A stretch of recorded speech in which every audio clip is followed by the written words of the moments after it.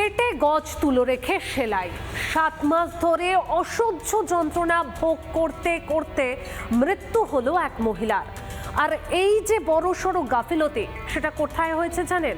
Arambagh medical কলেজে। আর এই ঘটনার পর সেখানকার চিকিৎসা পরিষেবা নিয়ে প্রশ্ন উঠেছে। তবে এই প্রথম নয়, এই জেলা সদরেই আপনাদের দেখিয়েছিলাম আরামবাগ মেডিকেল কলেজে শিশু বদলের অভিযোগ, এবং যা নিয়ে ধুন্ধুমার পরিস্থিতি তৈরি হয়েছিল আরামবাগ মেডিকেল কলেজে।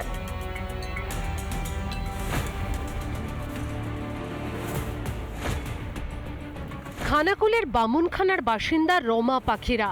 গত মঙ্গলবার মৃত্যু হয় তার। আর এই মৃত্যুর পেছনেই উঠে আসছে চাঞ্চল্যকর অভিযোগ।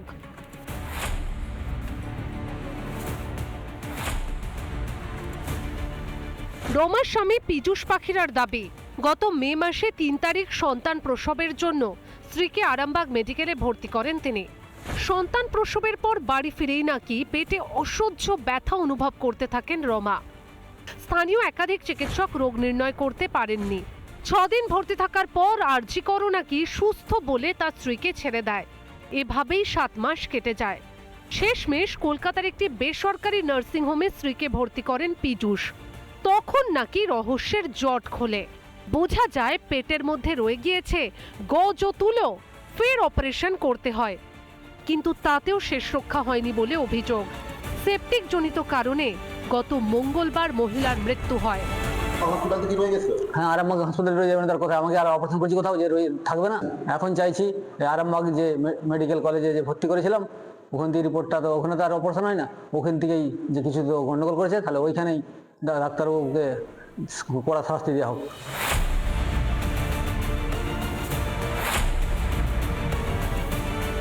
এই চিকিৎসা ব্যবস্থাটাও যেটা বাকি ছিল সেটাও তলানিতে চলে গেল। এই সরকারের আর অস্তিত্ব না থাকারই কারণ। প্রথম কথা হচ্ছে শিক্ষা তো গেছি, স্বাস্থ্য তো গেছি, এরপরেও যা কিছু আছে সবই চলে যাবে।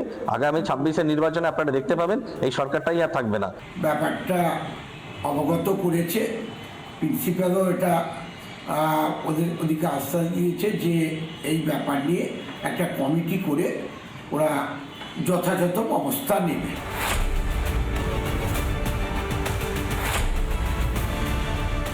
যেহেতু কমপ্লেন এসছে, আমি পুঙ্খানুপুঙ্খ সেটা একটা ইনকোয়ারি কমিটি করব, এবং সেদিনের যে ঘটনা ঘটেছিল বা যারা অপারেশন ডাক্তাররা করেছিলেন, সিস্টার আছেন, পুরো ওটি নোট আমাদের দেখে ইনভেস্টিগেশন কমপ্লিট করবেন, এবং তার পরবর্তীতে যে ঘটনাগুলো ঘটেছে সেখানেও ইনভেস্টিগেশন যাতে পুঙ্খানুপুঙ্খ হয় সেটা আমি অ্যাডমিনিস্ট্রেশনের কাছে লিখব। গত কয়েকদিন আগে আরামবাগ মেডিকেলে শিশু বদলের ঘটনা নাড়িয়ে দিয়েছিল রাজ্যবাসীকে। সেই রেশ কাটতে না কাটতেই চিকিৎসায় চরম গাফিলতির অভিযোগ, যা ফের আরামবাগ মেডিকেলের চিকিৎসা পরিষেবাকে বড় সড় প্রশ্নের মুখে ফেলে দিল। রিপাবলিক বাংলা। নানা ধরনের কন্টেন্ট দেখার জন্য লাইক করুন, শেয়ার করুন আমাদের ফেসবুক পেজ, সাবস্ক্রাইব করুন আমাদের ইউটিউব চ্যানেল।